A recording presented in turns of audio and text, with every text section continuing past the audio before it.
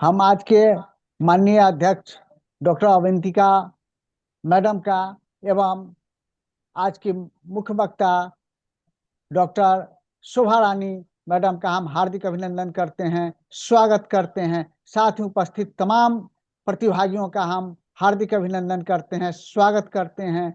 इसके साथ ही हम माननीय अध्यक्ष महोदय के आदेशानुसार इस कार्यक्रम को आगे बढ़ाते हुए आज के हम अपने मुख्य वक्ता आदरणीय डॉक्टर शोभा रानी मैडम से नम्र निवेदन करते हैं कि कृपया आज का जो ये इतना मौजूद विषय है, उस मौजूद विषय के साथ कृपया आप अपने वक्तव्य दे करके हमें लाभान्वित करने की कृपा प्रदान करें। बहुत बहुत धन्यवाद सर। सर प्रथम मैं आपने तो मेरा परिचय दे ही दिया है। मैं doctor Shobha Rani from Devchand college Hajipur. इस वर्चुअल मंच पर उपस्थित सर्वप्रथम प्रयत्न फाउंडेशन के डायरेक्टर एंड इस कार्यक्रम के कोऑर्डिनेटर प्रभात कुमार सर का, अध्यक्षा अवंतिका मैडम का, डॉक्टर अवंतिका मैडम का, आपकी समस्त टेक्निकल टीम का, और साथ ही इस मंच पर उपस्थित सभी विद्वज्जनों को मैं सादर अभिनंदन करती हूँ। साथ ही मैं बहुत बहुत धन्यवाद देती हूँ सर, आपने मुझे इतने बड़े मंच पर बोलने का अवसर प्रदान किया है। और आज मुझे इस फाउंडेशन के बारे में इतना कुछ जान करके, जो कि इतने व्यापक पैमाने पर काम कर रहा है, और भी गौरवान्वित महसूस कर रही हूँ कि मुझे इस प्लेटफॉर्म पर बोलने का अवसर प्राप्त हुआ है। आप हमेशा युवाओं के लिए, जिसका मूलभूत उद्देश्य है स्वास्थ्य और शिक्षा में जागरूकता पैदा करना, आप हमेशा उनके लिए लेक्चर प्रोग्राम ऑर्गेनाइज करवाते हैं। ये बहुत ही प्रशंसनीय है। उसी क्रम में आज के मेरे लेक्चर का विषय है युवाओं के लिए दर्शन और शिक्षा की प्रासंगिकता। जैसा कि हम देखते हैं, आज की युवा पीढ़ी एक वैचारिक संकट के दौर से गुजर रही है। वे युवा पीढ़ी बहुत ही दिग्भ्रमित है, क्योंकि उन्हें वास्तविक चीजों का ज्ञान नहीं हो पा रहा है, और इसकी वजह है युवाओं में शिक्षा और दृष्टिकोण का अभाव। आज के युवा ने दर्शन से दूरी बना ली है, और आज दर्शन शब्द से युवाओं में असहजता होती है, और वो परंपरा शब्द से भी प्रेम नहीं करते हैं। उन्हें ये आउटडेटेड जैसा महसूस होता है। लेकिन विडंबना यह है कि मानवीय अस्तित्व का निर्धारण ही चिंतन और मनन के माध्यम से होता है। चिंतन करना, सोचना, विचारना मानवीय विशेषता है। अतः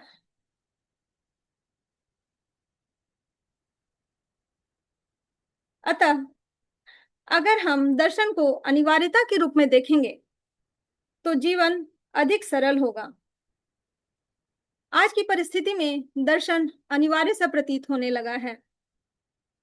दर्शन शास्त्र जहां जीवन के सैद्धांतिक पक्ष की ओर इंगित करता है, वही शिक्षा उसके व्यवहारिक पक्ष को इंगित करता है, जो कि दर्शन के उद्देश्यों को पूरा करता है।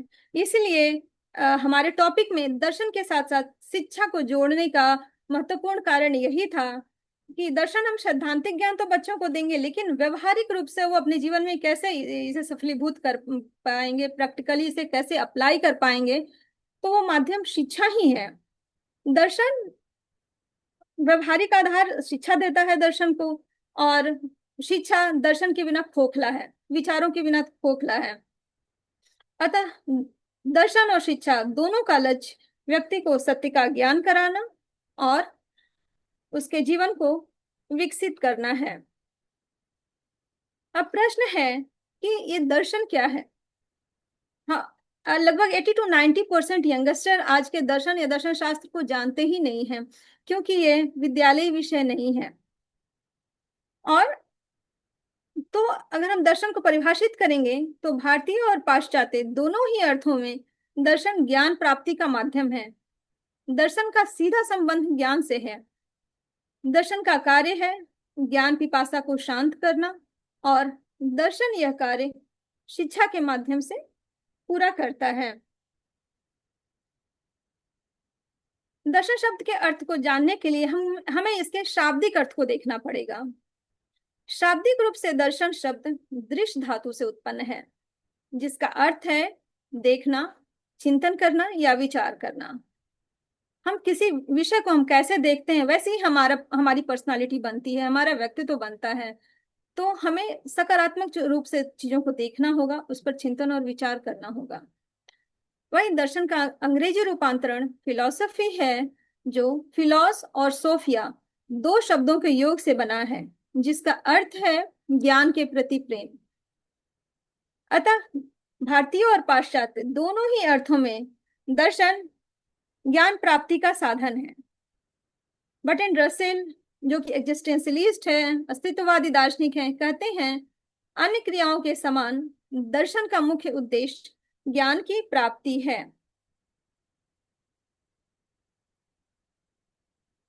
तो हमने देखा कि दर्शन चिंतन और मनन का नाम है, जो मनुष्य के अस्तित्व, उसका उद्देश्य, मानवीय समस्याओं और भावी योजनाओं पर गूढ़ता पूर्वक विचार करता है। यहाँ ध्यान देने योग्य बात है कि मानवीय समस्याएं, हर काल की मानवीय समस्याएं अलग अलग हैं, इसलिए दर्शन का रूप भी बदलता रहा है। हर समय में, हर क्षेत्र में दर्शन का रूप बदलता रहा है। जहाँ प्राचीन समय में, वैदिक समय, उपनिषदिक समय में मोक्ष का अस्तित्व था, मोक्ष, आत्मा और मोक्ष पर, मुक्ति पर ज्यादा ध्यान दिया जाता था, वहीं वर्तमान समय में कुछ ऐसी चुनौतियां हैं जिससे दर्शन को रूबरू होना होगा, जैसे कि पर्यावरणीय समस्याएं, मानवीय चेतना की समस्याएं। एआई के दौर में चेतना के, स्वयं के अस्तित्व, हमारी चेतना के अस्तित्व की समस्या उत्पन्न हो गई है। तो इन समस्याओं को, दर्शन को रूबरू होना होगा इन समस्याओं से।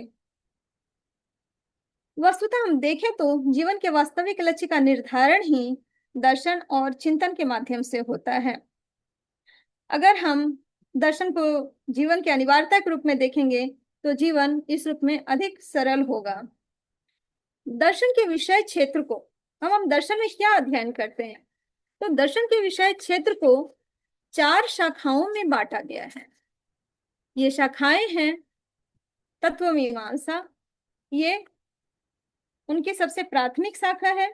यह दर्शन की सबसे मूलभूत शाखा है, जो परम सत्य और अस्तित्व की प्रकृति का अध्ययन करती है। परम सत्य अर्थात बेसिक एलिमेंट। फिलॉसफी में बेसिक एलिमेंट अलग है, फिजिक्स केमिस्ट्री का बेसिक एलिमेंट अलग माना गया है।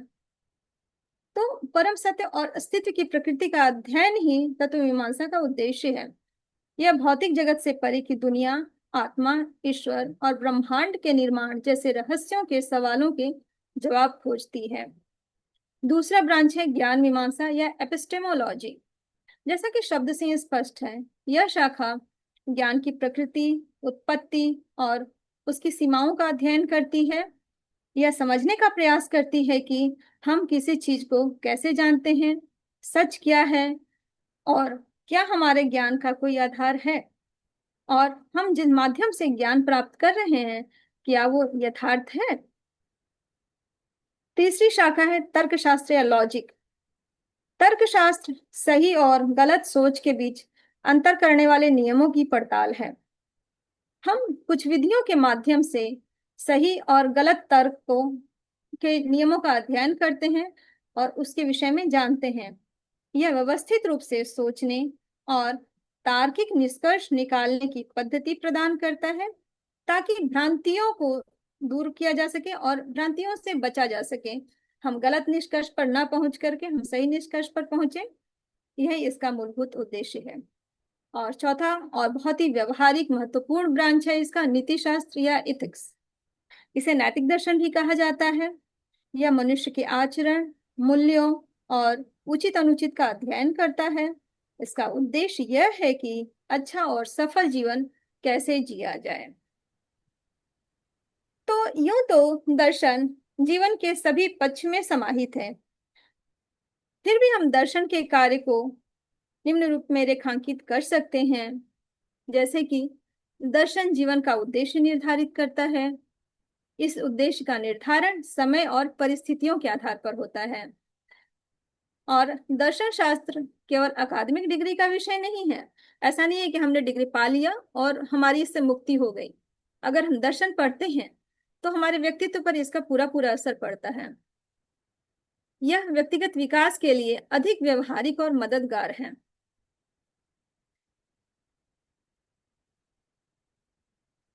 अकादमिक विकास हमें केवल सोचना सिखाता है, बल्कि व्यक्तिगत विकास हमें सही तरीके से जीना सिखाता है। दर्शन शास्त्र व्यक्तिगत विकास के निम्न तरीकों से सहायता करता है, जैसे कि आत्मचिंतन और आत्म जागरूकता। यह हमें अपने विश्वासों, विचारों और जीवन के लक्ष्यों को समझने के लिए प्रेरित करता है।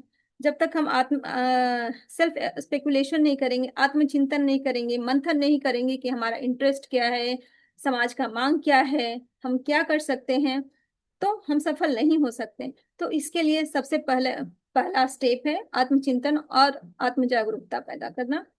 दूसरा है तर्क संगत और आलोचनात्मक सोच। तर्कशास्त्र दर्शन शास्त्र का अभिन्न अंग है। इसके माध्यम से दर्शन शास्त्र किसी भी परिस्थिति में सही और गलत का मूल्यांकन करने, अंधविश्वास से बचने और समस्याओं का रचनात्मक समाधान निकालने की क्षमता विकसित करता है। तीसरा है भावना और तनाव प्रबंधन। यह हमें जीवन की अनिश्चितता को, अनसर्टेनिटी को भी स्वीकार करना सिखाता है। जैसे स्टोइसिज्म विपरीत परिस्थितियों में भी शांत और केंद्रित रहना सिखाता है। योग और माइंडफुलनेस की विधियां जीवन को स्थिर करने में सहायक हैं। और इस तरीके से हम इन प्रैक्टिसेस को अपना करके अपनी भावनाओं को और तनाव को का प्रबंधन कर सकते हैं। क्योंकि योग के विषय में लगभग सभी लोग जानते होंगे। पतंजलि योग दर्शन में अष्टांग योग का वर्णन किया गया है, जिसके प्रारंभिक 5 जो बहिरंग आसन कहे जाते हैं, वो हमारे शरीर, मन और आत्मा के नियंत्रित करने के लिए काफी है। चौथा पॉइंट है नैतिक विकास और निर्णय क्षमता। हमें नीति शास्त्र में जीवन के नैतिक मूल्यों, सही गलत की समझ का आधार देता है, जिससे हम जीवन में बेहतर और जिम्मेदारी पूर्ण निर्णय ले पाते हैं। और लास्ट में हमारा बौद्धिक दृष्टिकोण का विस्तार करता है। यह सबसे प्रमुख है। अगर हम दार्शनिकों को पढ़ेंगे तो अवश्य हम उससे प्रभावित होंगे, हमारा बौद्धिक विकास होगा। यह हमें भिन्न भिन्न संस्कृतियों के विचारों को समझने में मदद करता है, जिससे हमारा सामाजिक और बौद्धिक दायरा बढ़ता है। और ये जो हमारा परिवर्तन है जीवन में, यह परिवर्तन कई दार्शनिक विधियों को अपनाकर लाया जा सकता है। जैसे जीवन में सहायक दार्शनिक विधियां, जैसे फिलोसॉफिकल मेथड्स भी कहते हैं, वे व्यवहारिक तरीके हैं जो हमें स्पष्टता से सोचने, सही निर्णय लेने और जीवन की चुनौतियों का शांतिपूर्वक सामना करने में मदद करता है। अगर हम इन दार्शनिकों को पढ़ेंगे, जो दार्शनिक विधियां हैं, उनके जीवन दर्शन को, उनके दार्शनिक अवधारणाओं को पढ़ने के बाद ये दार्शनिक विधियां यहाँ हमारे समक्ष रखी गई हैं। ये दृष्टिकोण हमें जीवन के बड़े लक्ष्यों और रोजमर्रा की उलझनों को सुलझाने में मार्गदर्शन करते हैं। तो जीवन को बेहतर बनाने वाली कुछ प्रमुख दार्शनिक विधियां दी गई हैं। सबसे पहला है सुकराती विधि। सुकरात से बहुत लोग परिचित होंगे, ये ग्रीक दार्शनिक थे और इनका संवाद का सिद्धांत और प्रश्न पूछने पर ये काफी जोर देते थे। उनका कहना था कि किसी भी समस्या का समाधान संवाद के माध्यम से निकाला जा सकता है और युवाओं को खास करके प्रश्न पूछना चाहिए, प्रश्न करना चाहिए, तभी उनका दृष्टिकोण क्लियर होगा। तो यह सवाल पूछने और संवाद करने की एक कला है। किसी भी विचार को आंख मूंद कर मानने के बजाय क्यों और कैसे जैसे सवाल पूछना चाहिए। हमें अंधविश्वासी नहीं बनना चाहिए। यह आपके अंधविश्वासों को दूर करता है और स्पष्ट सोच विकसित करता है। दूसरा है स्टोइसिज्म या सहनशीलता।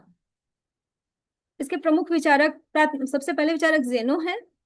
यह सिखाता है कि यह रोमन और ग्रीक दार्शनिक की विचारधारा है। यह सिखाती है कि केवल उन चीजों पर ध्यान दें जो आपके नियंत्रण में है। ये बहुत ही व्यवहारिक विचार है। जो चीजें आपके हाथ में नहीं है, जैसे मौसम, दूसरों का व्यवहार, बीती बातें, उन पर चिंता ना करके अपने प्रतिक्रियाओं पर नियंत्रण करना आना चाहिए, हमें नियंत्रण करना चाहिए। अगर हम ऐसे विषयों पर चिंतन करेंगे तो हमारा एनर्जी, हमारा समय और जो हमारे माइंड मेंटल स्टेट है, हम उन विषयों में उलझे रहेंगे। तीसरा है मध्य मार्ग या संतुलन, जिसे अरिस्टोटल्स गोल्डन मीन कहते हैं। इनका कहना था, अरस्तु का मानना था कि हर सद्गुण दो चरम सीमाओं, अति और कमी के बीच का संतुलन है। आज के युवाओं को हमें ये समझना होगा कि न तो हमें अतिवादी होना चाहिए, न हमें मितवादी होना चाहिए, न तो मितव्ययी होना चाहिए, न तो हमें अधिक खर्चीला होना चाहिए। अगर हम जीवन में बैलेंस बनाकर चलें तो हम अपने जीवन को संतुलित बना सकते हैं और लक्ष्य को पा सकते हैं। इसका लाभ है, अत्यधिक गुस्से या डर के बजाय साहस के मार्ग को अपनाया जाना चाहिए। युवा अक्सर उसमें उनमें कुछ हार्मोनल ऐसे डेवलपमेंट होते हैं जिससे उनमें क्रोध बहुत आता है, वो आत्मनियंत्रण नहीं कर पाते हैं। तो ऐसी स्थिति में हमें सोचना चाहिए कि हमें स्वयं पर नियंत्रण करना होगा। अत्यधिक गुस्से या डर से हमारा नुकसान हो सकता है, तो हमें बीच का मार्ग अपनाना होगा, साहस का मार्ग अपनाना होगा। यह जीवन में भावात्मक स्थिरता और परिपक्वता भी लाता है। चौथा है आत्मचिंतन और मनन, इंट्रोस्पेक्शन। यह आत्मविश्लेषण और माध्यम के से खुद को समझने और बेहतर इंसान बनने में मदद करता है। सुकरात का प्रसिद्ध कथन है, बिना आत्म परीक्षण के जिया गया जीवन जीने योग्य नहीं है। हमें इंट्रोस्पेक्शन या आत्मचिंतन, आत्ममनन अवश्य करना चाहिए, क्योंकि यह अगर हम दिन भर की जो भी हमारी गलतियां हैं, हमारी गतिविधि है, हम बैठ करके अगर उसके विषय में सोचते हैं तो हमें कई बार ऐसी चीजें फील होती है, हम किस चीज को निकाल सकते हैं अपने व्यवहार से और किस चीज को अपना सकते हैं, या फिर हम दूसरों के व्यवहार से भी सीख सकते हैं। तो आत्मचिंतन और मनन, इंट्रोस्पेक्शन युवाओं के लिए अति आवश्यक है। हम दिन भर के कार्यों, अपनी गलतियों और भावनाओं का शांत मन से विश्लेषण करना चाहिए। यह आपको खुद को समझने और बेहतर इंसान बनने में मदद करता है। पांचवा है माइंडफुलनेस और वर्तमान में जीना। माइंडफुलनेस आप लोगों ने काफी कुछ सुना होगा, क्योंकि ये माइंडफुलनेस प्रैक्टिसेज आजकल काफी प्रचलित है। यह पूर्वी दर्शन, विशेषकर बौद्ध और योग दर्शन पर आधारित है। बौद्ध दर्शन में इस माइंडफुलनेस प्रैक्टिसेस के कई सारे स्टेप्स बताए गए हैं, जिसे हमारे युवा हम सब उसका प्रैक्टिस कर सकते हैं। यह अतीत के पछतावे और भविष्य की चिंताओं से मुक्त होकर वर्तमान क्षण, प्रेजेंट मोमेंट में पूरी जागरूकता के साथ जीना सिखाता है। हम युवाओं को अक्सर देखते हैं कि युवा ही नहीं, सभी वर्ग के लोग जनरल, लेकिन युवाओं में इसका असर ज्यादा दिखता है कि वो क्लासरूम में बैठे रहेंगे और कहीं माइंड उनका कहीं और होगा, या फिर कहीं भी इवन वो इंजॉयमेंट के क्षणों में भी, मूवी देखने में भी कहीं उनका माइंड कहीं और हो सकता है। तो ऐसी स्थिति में हम वर्तमान की चीजों को एंजॉय नहीं कर पाते हैं।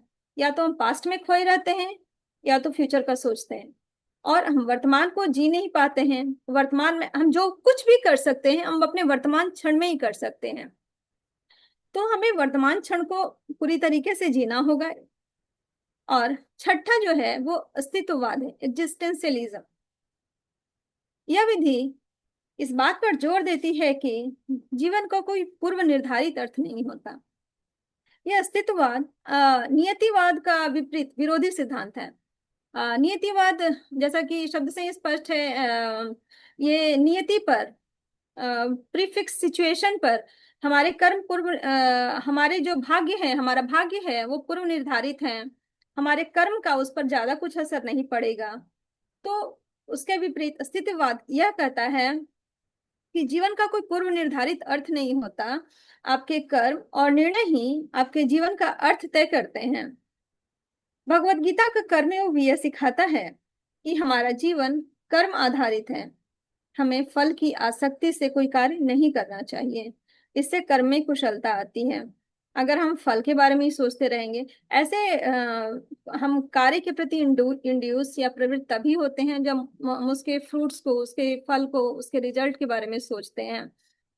लेकिन बहुत ज्यादा हम रिजल्ट के बारे में सोचेंगे तो हम कार्य पर, अपने जो हम कर रहे हैं, अपने एक्शन पर हम ध्यान नहीं दे पाएंगे, हम उसको इम्प्रूव नहीं कर पाएंगे, और इसकी वजह से हम रिजल्ट को फुलफिल नहीं कर सकते हैं। तो हमें अपने कार्य में कुशलता के लिए हमें अपने कर्म पर ध्यान देना होगा, वर्तमान पर ध्यान देना होगा। इससे कर्म में, गीता में कहा गया है, इससे कर्म में कुशलता आती है। यह आपको आपके कार्यों के लिए जिम्मेदार बनाता है और पीड़ित मानसिकता से निकालकर कर्मशील बनाता है।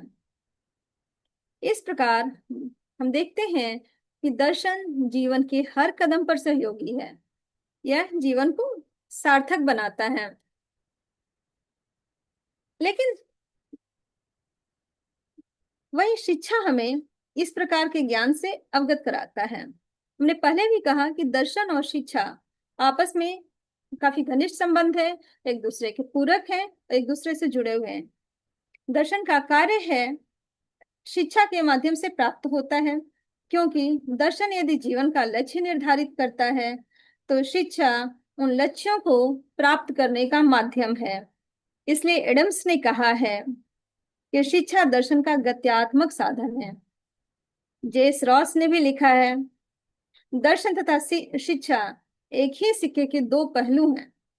किसी कार्य को पूरा करने के लिए दो बातों की आवश्यकता होती है, एक है विचार अथवा योजना अथवा योजना पक्ष, और दूसरा है प्रयोग अथवा व्यवहार पक्ष। दर्शन योजना अथवा विचार पक्ष है, जिसका, तथा शिक्षा व्यवहारात्मक अथवा प्रयोगात्मक पक्ष। अतः शिक्षा लक्ष्य की प्राप्ति का साधन है। कई दार्शनिक शिक्षा शास्त्री भी हुए हैं, आपने नाम सुना होगा उनका, प्लेटो, सुकरात, Locke, Rousseau, John Dewey, Gandhi, Tagore, Vivekananda, Swami Radhakrishnan आदि। अब प्रश्न है कि शिक्षा क्या है। तो हम सिंपल एक लाइन में कहेंगे, शिक्षा मानव विकास की एक प्रक्रिया है। यह किसी भी स्वस्थ समाज की बुनियादी आवश्यकता है, जिसके माध्यम से मानव का विकास होता है।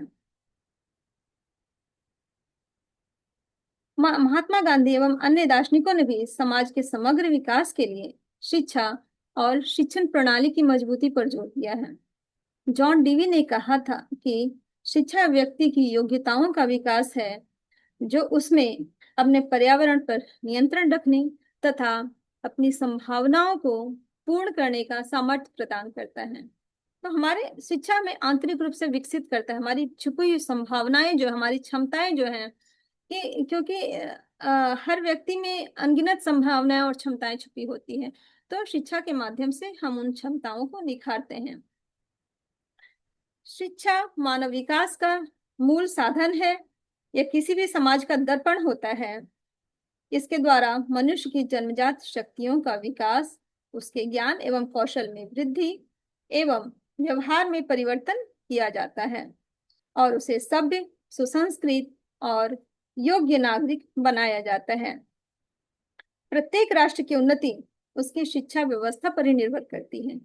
यही कारण है कि भारत में भी समय समय पर शिक्षा नीति में बदलाव किए गए हैं, जो जैसा डिमांड रहा है समय और परिस्थितियों का, उसके अनुसार ये शिक्षा नीति चौथी बार स्वतंत्रता के बाद ये चौथी बार शिक्षा नीति में बदलाव किया गया है, जो कि हमारे सामने एनईपी 2020 के रूप में प्रस्तुत है। तो शिक्षा जो है हमें कार्यशील बनाता है, ये एक पूंजी है। जिसे एडम स्मिथ ने कहा है कि शिक्षा कार्यशील पूंजी है, क्योंकि शिक्षा ही व्यक्ति को बुद्धिमत्ता और अच्छी आदतें सिखाता है।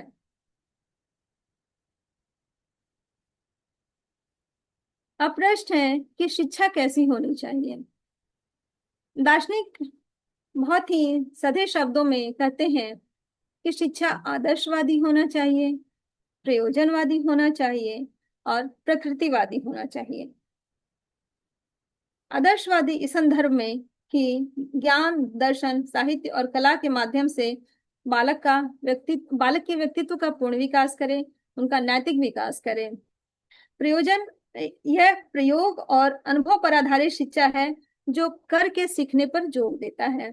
वहीं प्रकृतिवादी शिक्षा बालक केंद्रित शिक्षा है जो बालक की रुचियों के अनुसार उनमें पैदा किया जाता है, रुचियों के अनुसार वो अपनाते हैं।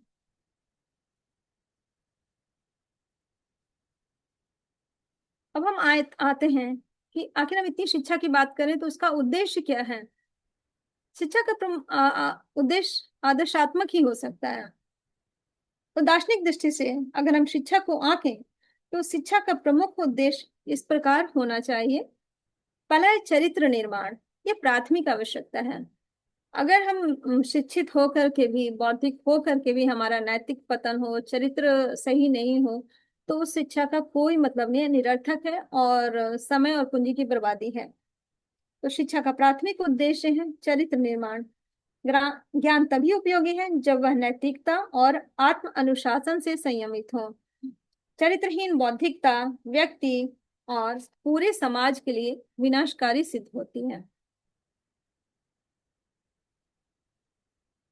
दूसरा है, इसमें मेरी पीपीटी में एक स्लाइड मिस्टेक है, दूसरा पॉइंट इसमें ऐड नहीं हुआ है, आत्मबल और आत्मविश्वास का विकास जो कि शिक्षा के माध्यम से पूरा होता है। युवाओं में आत्मबल और आत्मविश्वास को शिक्षा का अनिवार्य उद्देश्य माना गया है। विवेकानंद की प्रसिद्ध उक्ति है, believe in your self and the world will be at your feet. शिक्षा व्यक्ति में आत्मनिर्भरता, स्वाभिमान और अपनी क्षमता में विश्वास का विकास है। जब तक हमारे युवा बच्चे अपनी क्षमताओं में विश्वास नहीं करेंगे तब वो उस दिशा में कार्यशील नहीं हो सकते हैं। उनका मन हतोत्साहित रहेगा कि हम ये नहीं कर सकते हैं। तो हम पहले हमें अपनी क्षमताओं को आंकना होगा और उस पर विश्वास पैदा करना होगा, तभी हम शिक्षा के उद्देश्य को सफलीभूत कर सकते हैं। तीसरा पॉइंट है मानवता एवं सेवा भाव का संवर्धन। शिक्षा का महत्वपूर्ण लक्ष्य बालक में सेवा भाव का विकास है। शिक्षा के द्वारा व्यक्ति आत्म केंद्रित न रह करके लोक कल्याण की दिशा में अग्रसर होता है। अगर हम शिक्षा के बाद में शिक्षित हो करके भी हम स्व केंद्रित ही रहें, सिर्फ स्वयं के बारे में समझें, सोचें, जैसा कि हम वर्तमान परिस्थितियों में भी देखते आए हैं कि शिक्षित होने के बावजूद बहुत सारे लोग सिर्फ स्वयं के बारे में सोचते हैं, बाहरी समाज के बारे में, अन्य के बारे में, पिछड़ों के बारे में नहीं सोच पाते हैं। तो ऐसी शिक्षा निरर्थक है जो कि समाज का विकास न करे। तो मानवता एवं सेवा भाव का संवर्धन इसका लक्ष्य है। चौथा है राष्ट्र पुनर्निर्माण, जो तीसरे ही भाव से संबंधित है। जब हम स्व से पर की ओर जाते हैं तो हम राष्ट्र की ओर भी बढ़ते हैं। शिक्षित व्यक्ति राष्ट्र के पुनर्निर्माण का माध्यम है। राष्ट्र ही हमारे अस्तित्व को इंगित करता है, सम्मान देता है। शिक्षा तभी सार्थक है जब वह राष्ट्र की समस्याओं के समाधान में सहयोगी बने। यह शिक्षा के सामाजिक दायित्व को भी रेखांकित करता है। और लास्ट पॉइंट है समग्र विकास। विवेकानंद, गांधी, राधा कृष्णन आदि दार्शनिकों ने शिक्षा को बौद्धिक, शारीरिक, भावात्मक और आध्यात्मिक सभी आयामों के समन्वित विकास की प्रक्रिया माना है। उनके अनुसार शिक्षा का लक्ष्य संपूर्ण, संतुलित और सशक्त व्यक्तित्व का निर्माण है, जो कि हम एनईपी की प्रस्तावना में भी देखते हैं कि उसमें भी ये बात कही गई है कि शिक्षा के द्वारा छात्रों में उनके संपूर्ण गुणों का विकास होना चाहिए, न कि केवल व्यावसायिक शिक्षा दे करके हम बच्चों को एक कृत्रिम मशीन नहीं बना सकते हैं। उन्हें उनमें भावनात्मक विकास भी उतना ही आवश्यक है। इस प्रकार शिक्षा जीवन निर्माण और व्यक्तित्व निर्माण की प्रक्रिया है। इस प्रक्रिया में शिक्षा के विविध प्रकारों को जोड़ा गया है, क्योंकि शिक्षा एकल नहीं है, इसके बहुविध आयाम हैं। पहला है शारीरिक शिक्षा। शारीरिक सामर्थ्य आध्यात्मिक और बौद्धिक क्षमता का आधार है। विवेकानंद का स्पष्ट कहना है, you will be nearer to heaven through football than through the study of Gita. Gandhi ji के अनुसार भी शारीरिक शिक्षा साहस, अनुशासन और कर्मठता का विकास करती है। जैसे पहले समाज में कहा जाता था, खेलोगे कूदोगे होगे खराब, पढ़ोगे लिखोगे बनोगे नवाब। लेकिन वर्तमान संदर्भ में रिसर्च में भी आया है कि शारीरिक सामर्थ्य आध्यात्मिक और बौद्धिक क्षमता का आधार है। तो जब तक हम शारीरिक रूप से पुष्ट नहीं होंगे, हमारा बौद्धिक विकास भी संभव नहीं है। अब है बौद्धिक शिक्षा। दार्शनिक दृष्टि से शिक्षा को तर्क, विवेक और स्वतंत्र चिंतन पर आधारित होना चाहिए। इसे विचार, मनन और सृजन के ही शिक्षा की आत्मा है। यह समस्या समाधान के साथ तार्किकता और नवाचार की ओर प्रवृत्त करता है। शिक्षा पारंपरिक ही नहीं होना चाहिए, उसमें नए नए प्रयोग भी करते रहना चाहिए। तो ये हमारा बौद्धिक प्रयास के द्वारा, बौद्धिक शिक्षा के द्वारा ही आएगा। नेक्स्ट है नैतिक एवं आध्यात्मिक शिक्षा। सत्य, अहिंसा, प्रेम और करुणा जैसे नैतिक गुण मानवता की रीढ़ है। आध्यात्मिक शिक्षा मनुष्य के भीतर चरित्र, आत्मबल और सार्वभौमिक मानव मूल्यों का विकास करती है। और आखिरी है व्यावसायिक शिक्षा। कौशल आधारित और प्राविधिक शिक्षा राष्ट्र के आर्थिक पुनर्निर्माण की आधारशिला है। शिक्षा का उद्देश्य व्यक्ति को दक्ष, उत्पादक और आर्थिक रूप से स्वावलंबी बनाना भी है। इस प्रकार अगर हम शिक्षा के विविध प्रकारों को देखेंगे, जो कि भारत में, भारतीय दर्शन में वर्णन किया गया है, तो ये चारों पुरुषार्थों को उसमें समाहित किया गया है। इस प्रकार शिक्षा एक समन्वित मानवतावादी तथा राष्ट्र निर्माणकारी दृष्टि है। भारतीय समाज में प्राचीन काल से ही भौतिक और आध्यात्मिक जीवन के लिए अनेक प्रकार की शिक्षा पद्धति स्थापित थी। आधुनिक नई शिक्षा नीति पर भी गांधी जी के सर्वसमावेशी विचार का अहम योगदान है। यह शिक्षा नीति की उद्देश्य से विदित होता है, जिसमें वर्णन है, शिक्षा शिक्षार्थी के जीवन के सभी पक्षों और क्षमता का संतुलित विकास करे। इसके लिए पाठ्यक्रम में विज्ञान और गणित के अलावा बुनियादी कला, शिल्प, मानविकी, खेल और फिटनेस, भाषा, साहित्य, संस्कृति और मूल्य का अवश्य ही समावेश किया जाए। शिक्षा से अवश्य ही चरित्र निर्माण होना चाहिए। शिक्षार्थी में नैतिकता, तार्किकता, करुणा और संवेदनशीलता विकसित करनी चाहिए और साथ ही रोजगार के लिए सक्षम बनाना चाहिए। शिक्षा का यह उद्देश्य वर्षों पुराने कौटिल्य के अर्थशास्त्र में भी प्राप्त होता है। इसलिए अरस्तु का कहना है, fate of empires depends on the education of youth, क्योंकि युवा ही हमारे देश को दिशा देते हैं। इस प्रकार शिक्षा व्यक्ति और राज्य के संतुलन का आधार है और यही शिक्षा का दार्शनिक आधार भी है। बहुत बहुत धन्यवाद मुझे सुनने के लिए।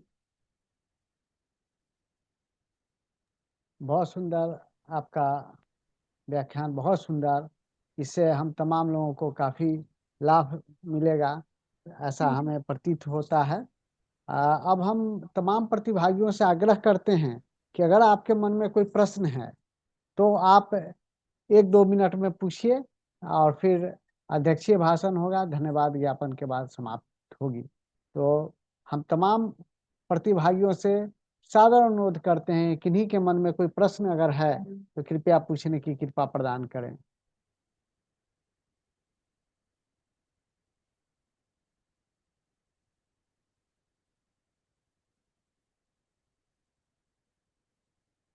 हमें लगता है कि अब अध्यक्षीय व्याख्यान शुरू होना चाहिए और आज के इस कार्यक्रम के अध्यक्ष माननीय डॉक्टर अवंतिका मैम हैं। जैसा कि मैंने पूर्व में कहा हूं कि आप बाबा साहब भीमराव अंबेडकर बिहार विश्वविद्यालय के अंगीभूत इकाई डीसी कॉलेज हाजीपुर की प्राध्यापिका हैं। आपको हम अभिनंदन के साथ आपसे आग्रह करते हैं कि कृपया अध्यक्षीय संबोधन करने की कृपा प्रदान करें।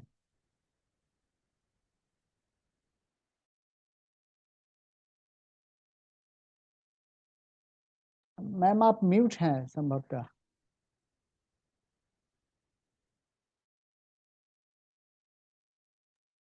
आपकी आवाज नहीं आ रही है मैम।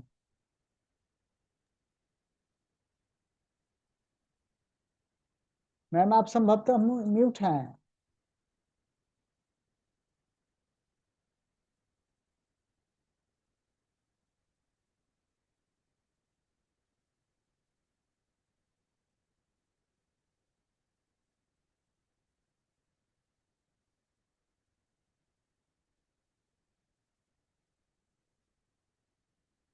सर आवाज आ रही है? जी जी जी जी जी। आज की इंटेलेक्चुअल स्पीकर डॉक्टर शोभा रानी मैम, और इस वेबिनार के कोऑर्डिनेटर प्रभात कुमार जी, और यहाँ सभी इंटेलेक्चुअल पर्सनालिटी जो भी इस वर्चुअल प्लेटफॉर्म पर जुड़े हैं, और आज सभी छात्र छात्राएं। आज की जो ये स्पीकर मैम है, इन्होंने इतने अच्छे तरीके से इस रेलिवेंट टॉपिक, जो अभी इस समय बहुत ही रेलिवेंट है, बहुत अच्छे तरीके से समझाया और बताया है कि आज के इस वर्ल्ड में एजुकेशन और फिलॉसफी का क्या रेलेवेंस है।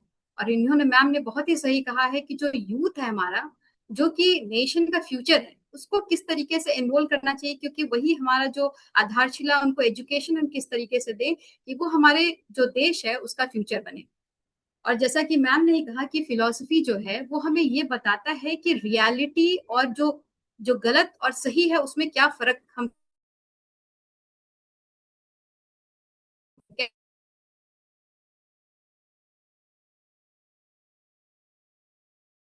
कर सकते हैं, जो वर्च्यू है उसको हम कैसे, और जितनी भी जो जस्टिस इनजस्टिस हो रही है उसके वर्ल्ड में बहुत ही इंपॉर्टेंट है। खास करके तब जब आज की हमारी जो युवा पीढ़ी है, जो हमारा एडल्ट जो लोग हैं, वो इतने सारे डिस्ट्रैक्शंस जो हमारे एनवायरमेंट में है, जो ग्लोबलाइजेशन इतना हो रहा है, जो एक इस पूरे वर्ल्ड को एक स्मॉल विलेज के रूप में अब हम देखते हैं कि हर एक कल्चर दूसरे कल्चर से कनेक्टेड है, दुनिया का इस ना उस कोने से कनेक्टेड होता है। और यहाँ पे ना जाने, और जो जो सोशल मीडिया का इम्पैक्ट है उसकी वजह से भी इतने सारे डिस्ट्रैक्शंस हैं कि हमारा जो युवा जो वर्ग है वो एजुकेशन तो पा रहा है, क्योंकि बहुत सारी यहाँ पे चीजें हैं। और जब हम एजुकेशन की बात करते हैं तो एजुकेशन सिर्फ हम स्कूल एजुकेशन या फिर एक पाठ्यक्रम की बात नहीं कर रहे हैं। एजुकेशन, अगर, क्योंकि मैं साइकोलॉजी की हूँ तो इसलिए मैं बता रही हूँ कि हमारे साइकोलॉजी में होता है कि it is a life long learning process. जैसे ही बच्चा वूम में अपने माँ के आता है, जैसे वो गर्भ में आता है, वहां से लर्निंग स्टार्ट होती है, और उसकी लर्निंग आखिरी क्षण तक, उसके जीवन पर्यंत वह कुछ ना कुछ सीखता रहता है, वह लर्न करता रहता है। और जो स्कूल में होता है, जो फॉर्मल एजुकेशन जिसकी हम बात करते हैं, वो अभी हम देखते हैं तो वो क्या है, वो एक मैकेनिकल लोगों को तैयार कर रहा है जो जाएं और जॉब पाएं और कोई स्किल डेवलप करे और वो काम करे और बस वो अपना जीवन यापन करे। तो ये सारी चीजें, वो एजुकेशन पा लेना या नॉलेज को बस ट्रांसमिट कर देना, वो हमारा एम नहीं होना चाहिए। क्योंकि अगर हम अपने भारतवर्ष को भी देखें तो एक रिच कल्चर और वैल्यूज के साथ इसको हम जानते हैं। तो यहाँ पर ये बहुत इंपॉर्टेंट हो जाता है कि जो आज हमारा यूथ है उसके अंदर वैल्यूज भी होने उतने ही इंपॉर्टेंट हैं, उतना ही जरूरी है कि उसके अंदर वैल्यूज सारी चीजें हों। और ये तभी हो पाएगा जब उसमें फिलॉसफी जैसी जो दार्शनिक चीजें हैं, जो होलिस्टिक डेवलपमेंट की बात करता है, जो ना केवल फिजिकल डेवलपमेंट की बात करता है बल्कि उसके इमोशंस का डेवलपमेंट, सही गलत में अंतर करना, स्पिरिचुअलिटी की, जिसमें हम कॉस्मिक सेल्फ की बात करते हैं, जिसमें हमारे भागवत गीता की बात कही जाती है कि क्या सही है क्या गलत है। और अगर हम भगवत गीता को उठाकर देखें तो उसमें वो सारी तमाम बातें लिखी हैं जिससे हम किसी भी परेशानी में, जो प्रैक्टिकल जो प्रॉब्लम्स हम अपनी लाइफ में फेस करते हैं, उसके माध्यम से हम उससे निकल सकते हैं, उससे आगे बढ़ सकते हैं। तो यह आज के युग में बहुत ही रेलिवेंट है, जहां बहुत क्लाइमेटिक चेंज एक्सपीरियंस कर रहे हैं, सोशल मीडिया का इतना ज्यादा इम्पैक्ट है, हमारा यूथ जो है वेस्टर्न कल्चर के प्रति इतना अट्रैक्टेड है कि वो कुछ भी बिना सोचे समझे वो उसकी तरफ खींचा चला जा रहा है। तो ऐसे में एजुकेशन को देना बहुत इंपॉर्टेंट है। और मैम ने बिल्कुल ही सही कहा कि एजुकेशन का एम जो है वो होना चाहिए कि बच्चों के होलिस्टिक डेवलपमेंट की बात कही जानी चाहिए, ना कि सिर्फ उनके अंदर नॉलेज डालने की बात कही जानी चाहिए। और इसी बात पे मैं जॉन डीवी की जो बात है, जो एक ग्रेट फिलोसोफर थे, उन्होंने कहा था कि education is not the it is not the preparation for life but education is life. तो एजुकेशन ही अगर लाइफ है तो लाइफ को सही तरीके से जीने के लिए फिलोसफी बहुत इंपॉर्टेंट हो जाती है, क्योंकि फिलोसफी ही वो है जो हमारे अंदर वैल्यूज, कल्चर, इन सब चीजों को इनकॉर्पोरेट करती है, इन सारी चीजों को हमारे अंदर डालती है।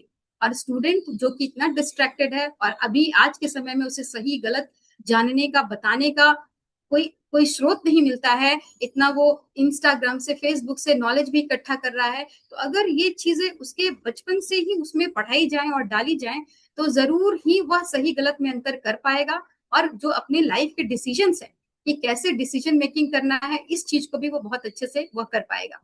और शायद यही कारण है कि जो मैथ्यू लिप्सन करके हैं, वो 2003 में ही उन्होंने फिलोसफी प्रोग्राम जो किया था, फिलोसफी फॉर चिल्ड्रन, इसके तहत उन्होंने स्कूल में ही इसको, स्कूल लेवल से ही फिलोसफी को इंक्लूड करने की बात उन्होंने कही थी। तो ये बहुत इंपॉर्टेंट हो जाता है कि वहां हम बताएं, क्योंकि फिलोसफी थोड़ा कॉम्प्लेक्स सब्जेक्ट है, तो थोड़ा इजी करके उसको अगर हम इम्पार्ट करें तो वो बहुत ही अच्छा है। और जैसा कि मैम ने भी कहा कि बहुत सारे मेथड्स के थ्रू इसको हम जान सकते हैं। तो जो मैम ने एक बहुत ही अच्छी बात कही, इन्होंने जो उसमें इंपॉर्टेंट चीजें बताई कि मेटाफिजिक्स भी है, लॉजिक है, एथिक्स की बात कही है मैम ने, तो ये बहुत इंपॉर्टेंट है कि हम एथिकल जो चीजें हैं उन्हें जाने। और जो मेथड्स की बात कही तो इंट्रोस्पेक्शन मेथड की मैम ने बात कही, जो मुझे बहुत ही अच्छा लगा कि इंट्रोस्पेक्शन यानी अपने अंदर झांकना। जब आप अपने अंदर झांकोगे तो आप अपने आप को एनालाइज करोगे, आप अपनी अपने जो एक्ट्स है उनकी एनालिसिस करोगे, आप जान पाओगे कि मैंने क्या सही किया है, क्या गलत किया है, और कहाँ मैं लैग कर रहा हूँ और कहाँ चीजें मुझे सुधारनी। और जब आप इतनी चीजें जान पाओगे तो वहां पे फिलोसफिकल प्रिंसिपल्स हैं जितने सारे, वो वहां पर आते हैं जो आपको ये बताते हैं कि आपको कैसे अपने आप को बिहेव करना है। यहाँ पे सार में मैं ये कहना चाहती हूँ कि एजुकेशन जो है वो एक तरीका है, मीडियम है जिससे दर्शन को पढ़ाया या बताया जा सकता है। और दर्शन वो तरीका है जो एजुकेशन को लेता है ताकि यूथ जो है या कोई भी व्यक्ति अपने जीवन में प्रैक्टिकल रूप में दर्शन के प्रिंसिपल्स को वो इम्प्लीमेंट कर सके, ताकि अपनी सोसाइटी का, अपने नेशन का और अपना भी डेवलपमेंट साथ साथ वो कर सके। तो ये बहुत यहाँ पे इम्पोर्टेंट हो जाता है। और साथ में अगर हम इसको देखें इसके रेलिवेंस को, तो या फिर हम जैसे अभी जॉन डीवी की बात कर रहे हैं, वैसे ही हम रसल की बात करते हैं जो फिलोसफर है, जिसकी बात मैम ने भी कही है, शोभा मैम ने भी कही है। तो इन्होंने कहा है कि पर्पस ऑफ एजुकेशन क्या है। तो पर्पस ऑफ एजुकेशन ये है कि एक रोट मेमोरी वाला रोबोट पर्सन तैयार करना नहीं, बल्कि एक ऐसा यूथ तैयार करना जो इंडिपेंडेंट और क्रिटिकल थिंकिंग कर सके। जब वो क्रिटिकल थिंकिंग करेंगे तभी वो सही गलत में अंतर कर पाएंगे। तो ये एजुकेशन का एम होना चाहिए। और ये तो फॉरेनर्स की बात है, यहाँ तक कि प्लेटो और अरस्तु की भी बात कहें तो उन्होंने भी विजडम और वर्च्यू पे इंपॉर्टेंस डाला है, ना कि सिर्फ इंटेलेक्चुअल डेवलपमेंट, जो कि हम एजुकेशन में रोट मेमोरी स्किल डेवलपमेंट वगैरह से करा सकते हैं, लेकिन विजडम का डेवलपमेंट और spiritual development, socially responsible person हम तभी बना सकते हैं जब उन्हें दर्शन के प्रिंसिपल्स का, एथिक्स का, लॉजिक्स का ज्ञान हो। तो ये सारी चीजें यहाँ पे बहुत इंपॉर्टेंट है। और इतना ही नहीं, अपने इंडियन फिलोसफर्स भी कई हैं, जैसे कि मैम ने भी कहा कि अरबिंदो घोष है, महात्मा गांधी हैं, और रविन्द्रनाथ टैगोर हैं। अरबिंदो घोष की जो इंटीग्रल एजुकेशन की बात वो कहते हैं, जिसमें वो होलिस्टिक डेवलपमेंट की बात करते हैं। होलिस्टिक डेवलपमेंट में क्या सारी कुछ आ जाते हैं, जिसमें कि physical, mental, psychic, spiritual, social, everything, सब कुछ एक समग्र रूप से पर्सनालिटी डेवलप्ड, और जो जो डायनामिक पर्सनालिटी कहते हैं, जो हमारे कम्युनिटी में, हमारे समाज में कुछ कंट्रीब्यूट कर पाए, वैसा पर्सनालिटी, वैसे पर्सन को डेवलप करने के लिए बहुत इंपॉर्टेंट है कि जो यूथ है उसका होलिस्टिक डेवलपमेंट होना चाहिए, ना कि उसके सिर्फ एक पक्ष को हम ध्यान दें, बाकी पक्ष को हम छोड़ दें। ऐसा नहीं होना चाहिए।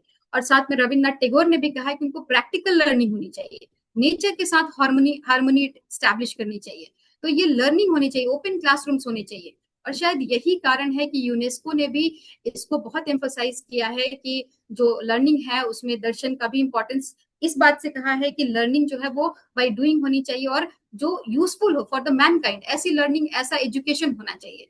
तो इसको ही देखते हुए अभी जो हमारी न्यू एजुकेशन पॉलिसी आई है 2020, जिसकी बात मैम ने भी कही है, उसमें भी होलिस्टिक डेवलपमेंट की बात कही जा रही है, वैल्यू ओरिएंटेड एजुकेशन की बात कही जा रही है, मल्टी डिसिप्लिनरी एजुकेशन की बात कही जा रही है। तो यहाँ हम यही देखते हैं कि जो मल्टी डिसिप्लिनरी की जब बात आती है तो फिलोसफी ऐसा एक विषय है जो हर विषय में समाहित हो सकता है, हर विषय में जाना जाता है। इवन कई पेपर्स में तो फिलोसफी हर जगह एक पेपर के रूप में पढ़ाया भी जाता है। खास करके आप एजुकेशन की बात अगर लेते हैं तो जैसे एमएड और बीएड के सिलेबस में ही फिलोसफी का है, और सारे इंडियन फिलोसफर्स को पढ़ाया जाता है, क्योंकि फिलोसफी ही बताती है कि एजुकेशन को किस डायरेक्शन में जाना चाहिए, क्या उसका एम होना चाहिए, कौन से प्रोसेसेस होने चाहिए, किस तरीके से एजुकेशन का क्या मेथड होना चाहिए, कैसे वो इम्प्लीमेंट होना चाहिए, ताकि हमारा जो आज का यूथ है जिसके पास बहुत ही डिस्ट्रैक्शन है, और डिस्ट्रैक्शन इन द सेंस कि हम देख रहे हैं कि सोशल मीडिया का कितना बुरा इम्पैक्ट है, उसके अच्छे भी हैं, जिससे जितने भी टेक्नोलॉजिकल एडवांसमेंट्स हुई हैं, या सोशल मीडिया आई है, या ग्लोबलाइजेशन है, या क्लाइमेट की भी बहुत सारी चीजें हम लोग जाने हैं, लेकिन इसके कॉन्स भी हैं। जैसे हर सिक्के के दो पहलू होते हैं, तो इसके भी प्रोज एंड कॉन्स हैं, अच्छाइयां हैं तो बुराइयां भी हैं। ये अपने साथ साथ ढेर सारे चैलेंजेस भी लेकर आया है, और उन चैलेंजेस में अभी जो सबसे बड़ा इशू हम फेस कर रहे हैं वो मानसिक बीमारियों का है। और ये मानसिक जो इश्यूज हैं, जो प्रॉब्लम्स है, वो इतनी ज्यादा बढ़ जाती है कि हमारा यूथ सुसाइड तक कर लेता है। तो इससे एडिक्शन होने पे कितनी सारी चीजें प्रॉब्लम्स आ रही है। तो अगर इसका ज्ञान उसको बचपन से ही, धीरे धीरे ही सही अगर दिया जाए फिलोसफी का, तो वह कम से कम एक फुल्ली डेवलप्ड पर्सन हो जाएगा, जो मैस्लो भी बोलते हैं कि सेल्फ एक्चुअलाइज्ड होना चाहिए। तो सेल्फ एक्चुअलाइजेशन में तो एटलीस्ट आप ये तो समझोगे ना कि हाँ, हमें क्या गलत है, क्या सही है, और किस हद तक अपनी चीजों को करना है। तो ये बहुत ही अच्छा आज का जो सिनेरियो है, बहुत ही रेलिवेंट टॉपिक है, बहुत ही इसको इनकॉर्पोरेट करना चाहिए। और ये इस बात से भी जाना जाता है कि हमारी जितनी भी एजुकेशन पॉलिसीज बनती हैं, उसमें भी इसको ध्यान में रख के बनाना चाहिए कि किस तरीके से हम फिलोसफी के जो प्रिंसिपल्स हैं, जितने भी हमारे विचारक हैं, दार्शनिक हैं, उनकी बातों को हम कैसे इनकॉर्पोरेट कर सके, ताकि हम एक ऐसा युवा वर्ग खड़ा कर सके जो हमारे देश के लिए मतलब सिर्फ अपने ही डेवलपमेंट वो ना करे, अपने अपने आप को ना डेवलप करे, बल्कि वो एक हमारे नेशन के लिए एक एसेट हो, एक ह्यूमन रिसोर्स के रूप में साबित हो। और अभी हम देखते हैं कि जो ह्यूमन डेवलपमेंट की भी बात करते हैं, तो उसमें भी एजुकेशन एक इम्पॉर्टेंट पिलर है। 3 पिलर्स में से एजुकेशन एक इम्पॉर्टेंट पिलर है। तो एजुकेशन के माध्यम से ही हम इस जो युवा वर्ग, जो यूथ है, उसको हम एक रिसोर्स के रूप में अपने नेशन में यूज कर सकते हैं। और जो कल्चरल कंपिटेंस अभी हो रहा है, जो कल्चर के प्रति अट्रैक्ट हो रहा है, अपनी जो गुड चीजें हैं, जो हमारे इंडियन नॉलेज सिस्टम में हमारी अच्छी चीजें जो छूटती जा रही है, उनको भी हम साथ में लेकर आगे बढ़ सकते हैं। अपने दूसरे कल्चर को भी इंपॉर्टेंस उतना ही देते हुए आगे आगे बढ़ सकते हैं। अच्छे मतलब अच्छा एक जो मॉरली और सोशली रिस्पॉन्सिबल यूथ और सिटीजन, उसको हम बना सकते हैं। ये बहुत ही इंपॉर्टेंट है। तो आज का जो विषय था कि फिलॉसफी जो है वो एजुकेशन के लिए कितना इंपॉर्टेंट है, बहुत ही सार्थक है, अभी के टाइम में बहुत ही इंपॉर्टेंट है। और इसी के साथ मैं सोचती हूँ कि मैम की बातों से आज जितने भी यहाँ पे लोग जुड़े हुए हैं, सब बहुत ही लाभान्वित हुए होंगे। और मैं अपनी वाणी को यहीं पे समाप्त देती हूँ। और हाँ, प्रभात जी को मैं बहुत बहुत धन्यवाद देती हूँ कि वो इतने बड़े इसमें प्लेटफॉर्म में उन्होंने मुझे मौका दिया आने का। और साथ में मैं ये जानकर भी बहुत मुझे अच्छा लग रहा है और आश्चर्य भी हो रहा है कि आपका प्रयत्न जो फाउंडेशन है, वो इतने सारे काम कर रहा है। और कहीं ना कहीं हम लोग अवेयर थे इस चीज से, मतलब हम लोग अनअवेयर थे, हम लोग जान नहीं रहे थे। और ये आपने जो शुरुआत में बताया, उसको देखकर जानकर लगा कि नहीं, ये बहुत ही अच्छा काम हो रहा है। बहुत बढ़िया है कि आप जितना भी अभी जो आपदाएं हैं, फ्लड से रिलेटेड है, या कोरोना में भी जितने आप लोगों ने काम किया, और जो एक संस्था जो मुजफ्फरपुर से शुरू हुई और वो कंट्री के डिफरेंट कोने में फैल गई है, तो और अच्छा काम भी कर रही है। यहाँ आप उड़ीसा तक आप लोगों ने जाके मलेरिया के लिए अवेयरनेस फैलाए, बहुत बड़ी बात है ये। उसके लिए मतलब hats off to you all कि ये ऑर्गेनाइजेशन इतना अच्छा काम कर रही है। और आगे के लिए भी आपको शुभकामनाएं, और शोभा मैम को भी शुभकामना फ्यूचर के लिए। Thank you sir, thank you. बहुत बहुत धन्यवाद। हम आपके प्रति आभार प्रकट करते हैं। साथ ही उपस्थित तमाम प्रतिभागियों की ओर से एवं प्रयत्न परिवार की ओर से आज के मुख्य वक्ता आदरणीय शोभा मैडम को यह हम स्मृति चिन्ह सादर समर्पित करते हैं। कृपया इसको ग्रहण करने की कृपा करें, इसको स्वीकारने की कृपा प्रदान करें।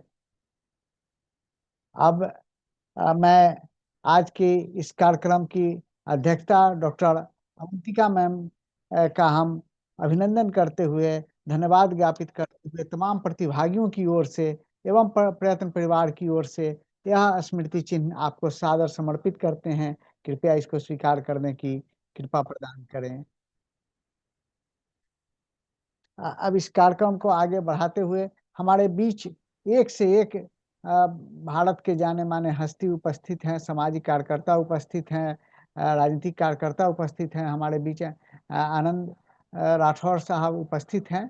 तो ऐसे तमाम साथी हमारे बीच उपस्थित हैं।